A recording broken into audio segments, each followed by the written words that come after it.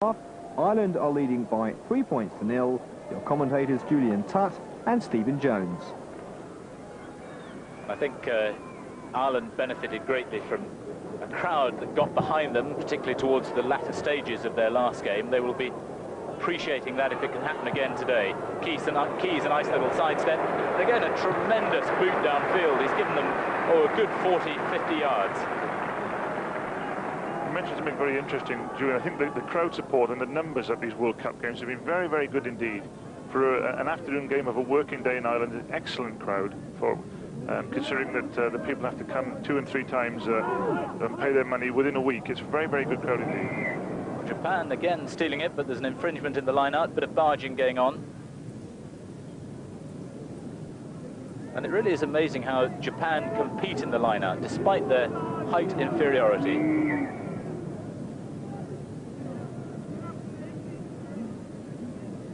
Hamilton, number 7 for Ireland, Mannion, the lock, and Patahara, back row, all very much competing for the first choice places in what will be the crunch game against Scotland on Saturday, the pool decider. Saunders waits as Ireland drive. They've got a good drive going. Saunders to Keys, again, hoists it high. Testing Hosokawa, who does well. Calls for the mark.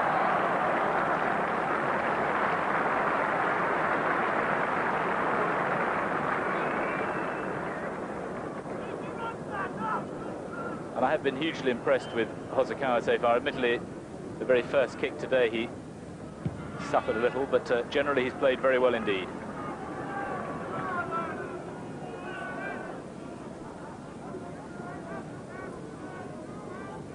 A 24-year-old, 5'10", I suppose is a good size for a Japanese player.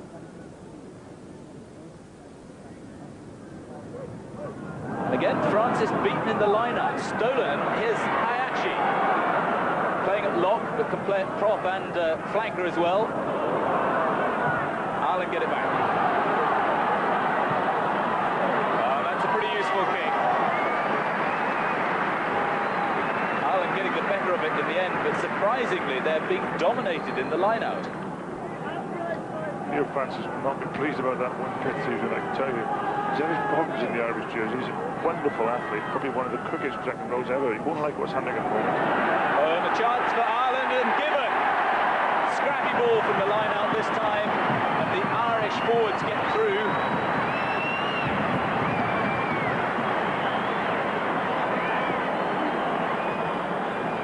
And it's the number 6, Patrick O'Hara, who is through for Ireland's first try of the game. He'll be delighted about that. As I was saying, he's definitely competing for a first-team place. Unfortunately, they can't be too choosy about the quality of the possession. Hayashi taps it. It's dreadful, you can see. And Pat O'Hara is first there. I said earlier that they have to break the game up, but when they're just flapping it back like that, it really is difficult to control. And that's sadly an easy, almost a schoolboyish error there. And Pat O'Hara, well, he was more hungry for that than the Japanese back row. He wanted it more. Ralph Keys to make it 9-0. Just the sort of start that Ireland were looking for. It's been a little bit scrappy so far, but at least they're getting the points on the board. Oh no. Stays at 7-0 after 13 minutes of play. See it again, a decent jump from Hayashi, but that is not the place to bat it back willy-nilly, and that was one of the easiest tries Patahara will ever have scored. Good hand for Patahara as he returns to the action. A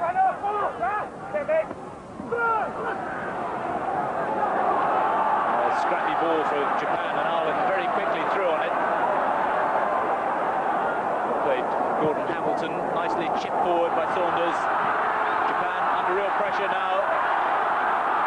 Race for the touchdown. Well got there by Mazuho, the right winger. Both teams seem to be playing in the same direction there. Japan lost it, kicked it backwards, and they kicked it backwards again. They lost 80 yards there through sheer scrappiness. And against a team like Ireland, well, there's no way 5-yard scrum. Of course, Mannion now looking to repeat Robinson's feat of going over. In fact, it's Hamilton who's held up.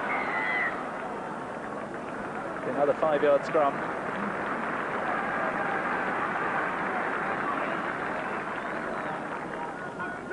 Brian Robinson, the Irish number 8, who scored 4 tries against Zimbabwe. 3 of them pushovers. It's fair to say probably anyone would have got those. In fact, it's a scrum pretty much on the Japanese line. They haven't got over the line.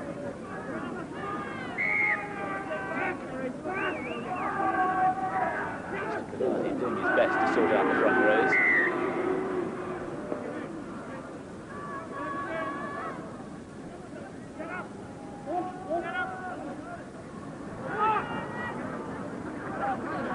All sorts going on in there.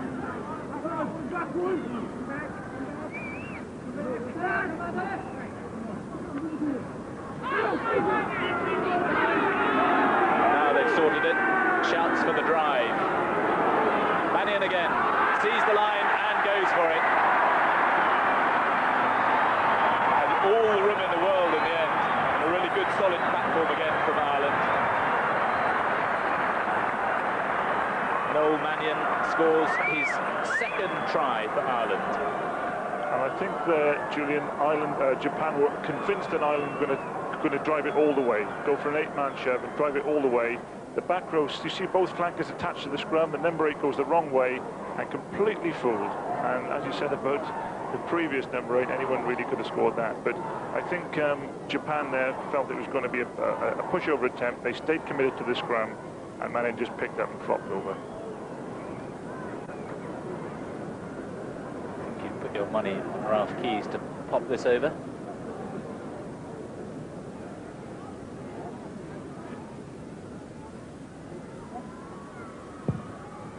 Well, might have been worried for a second, but it's 13-0 to Ireland. See it again now. Perhaps you might just catch it on the left hand of the screen. Latu, the Japan number 8, just moves out of the way. And they gather themselves for the pushover. Mannion thinks, well, I'll have a go. There's ages and yards of daylight there for him. Number 1, Sami Ota, Japan's heaviest man. Called for well by Tifaga. Japan on the break again. It's Latu. Oh, this is fantastic stuff for Hayashi to score, and how richly he deserves it. And Ireland absolutely broken in 2 as Japan go through them as if they didn't exist. Hayashi, the man who's had experience of rugby in this country, the Oxford prop, won a blue there in the varsity match. Richly deserved try for him. He's had an absolute barnstormer so far. This one will be... Go through them as if they didn't exist. Hayashi, the man who's had experience of rugby in this country, the Oxford prop, won a blue there in the varsity match. Richly deserved try for him. He's had an absolute barnstormer so far.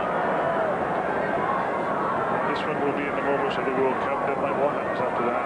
Great, nothing more than Japan deserve, incidentally. There's a terrific break right through the middle here by Matsuho. He's looking for the open spaces, avoiding those big guys. Really lovely run, and Latu, who we've been going at a little bit, he's got the ball there. Lovely inside pass.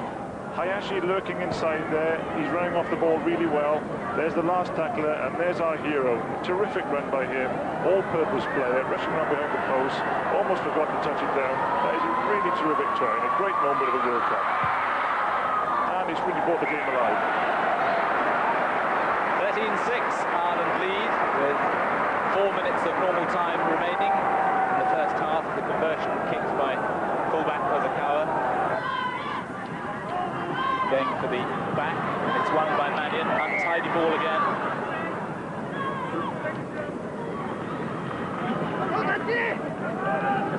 He gives the push in to Fiji. But Japan is trying to work out who's playing for this. Ireland drive. Now the chance for Ireland is Keyes going to move it. He does this time. Staples, who's there and over. And the first time that Ralph Keyes has elected to run it gives Mullin the chance to make the break, and Jim Staples coming in from fullback gives Ireland a fairly convincing lead at half-time.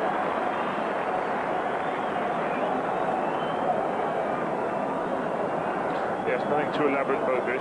Great moment for Terry Kingston, the new Irish captain, because he's got one against the head. And Saunders whips it out, and this is the first time Ireland have really been able to run onto the ball.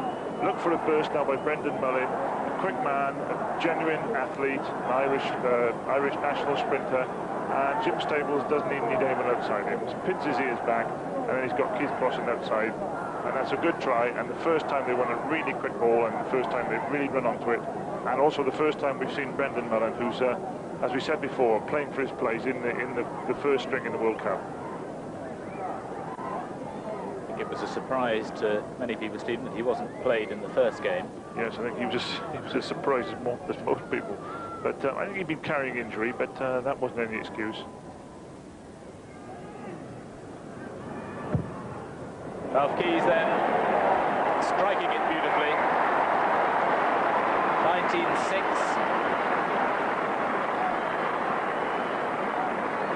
There have been 2 minutes of extra time in the first half. Once again, more adventure. This is tremendous stuff from Japan. The brilliantly nippy little winger going all the way, is he? Being caught nearly by Mannion, fighting his way inside. Oh, this is tremendous stuff. What a brilliant try for Japan. Made absolutely superbly by Yoshida, the tiny little left wing. Well, we said that Ireland, that Japan have the ability to fight back however far down they are. And it's Masuho, the right winger, coming in to join the break made by the left winger, Yoshida. And staggering try. You can rank this, Julian, with the Barbarians try in 72, as far as I'm concerned, and the French Grand Slam try last year. Fantastic try. They haven't really seen the ball for about 10 minutes in this match. Yoshida takes off, goes around Clark with an in and out swerve, and his pace here is really blistering. Fully commits himself. Hardly anyone can catch up with him. Look how far the touch judge is back. He tries to go on his own. Perhaps he was too late looking inside, but when he pops it up, there's a terrific supporting run. Now this try ranks with any you've seen in this World Cup and long, long before. That is a really brilliant effort. Superb handling, superb backing up, and really it shows that there's one team with adventure on the field and one team playing straight up and down. That really was magnificent. Sadly, Hosokawa just missing the conversion.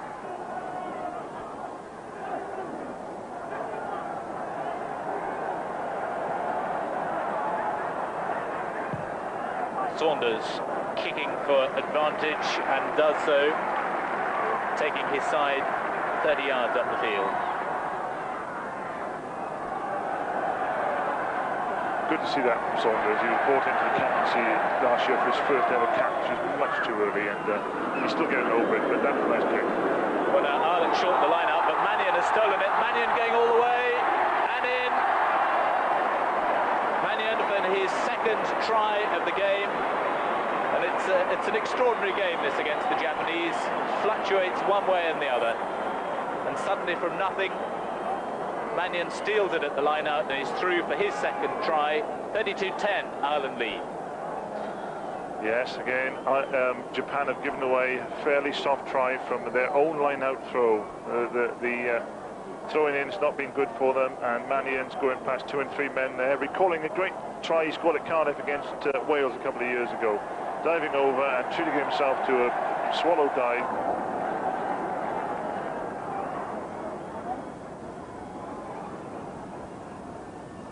Hirao, the captain, number 12 in there. And a penalty against Japan, very quickly taken. Ireland don't know what's going on at all. Oh, brilliant stuff from Japan. Ireland all over the place. And I'm quite certain they're going to run it again. Absolutely no point in kicking now.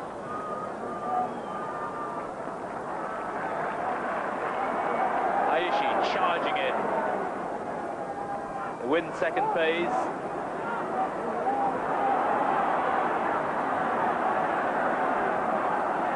Just a moment of hesitation. Well, they've had enough practice at this move. This is their fourth effort. He's going to get through on his own, surely. Well, Horikoshi doesn't, and they're held up less than a yard from the line. A little bit of a fumble, actually. It looked as though one of them was through. Horikoshi wouldn't be the guy I'd choose to try and crash over from 5 yards. It was a good effort, but they did try everything else in that move. They stretched Ireland 3 times inside about 3 minutes, but couldn't quite make it. Flanker Kajihara, actually, who was within an ace of getting over.